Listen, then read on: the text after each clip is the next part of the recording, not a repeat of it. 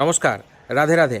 পাখিকে যদি আপনি খাবার খাওয়ান তাহলে কিন্তু গ্রহ নক্ষত্র খারাপ প্রভাব আপনাকে কম দেবে এবং পাথর তাবিজ না পড়েও গ্রহকে সন্তুষ্ট করা যায়। শুধু পাখিকে দানা বা পাখিকে জল খাওয়াতে হবে। যে কোনো সময় আপনি পারলে আপনার বাড়ির ছাদে যদি পাখিকে খাওয়াতে পারেন, সে জলও হতে পারে, খাবারও হতে পারে, বা পাখির স্নানের জল যদি আপনারা রেখে দিতে পারেন একটা বড় জায়গাতে করে, সেখানে যদি পাখি এসে স্নান করে বা জল খায় তাহলে জানবেন আপনার সুদিন কিন্তু ফিরে আসছে। এবং নতুন বছর শুরু হওয়ার আগে এই জিনিসটা আপনি করে দেখুন, এক সপ্তাহের মধ্যে বুঝতে পারবেন বাস্তুর নেগেটিভিটিও কিন্তু কমে যায়। যে বাস্তুতে পাখিতে এসে খাবার খায় বা জল খায় সেই বাস্তুর নেগেটিভ প্রভাব কমে।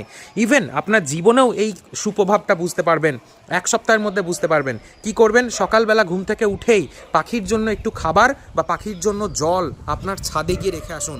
যদি দেখেন যে পাখি সেখানে এসে দানা খাচ্ছে বা জল খাচ্ছে, তাহলে জানবেন আপনার সুদিন আপনার জন্য ওয়েট করছে এবং খুব তাড়াতাড়ি আপনার সুদিন কিন্তু আসবে। আর যদি দেখেন যে পাখি কিছুতেই আসছে না সেই খাবার খেতে এবং জলও খাচ্ছে না, আপনার দেওয়া জল খাচ্ছে না পাখি, তাহলে জেনে নেবেন আপনাদের কিন্তু নেগেটিভ প্রভাব জন্মছকে বা জীবনে রয়েছে।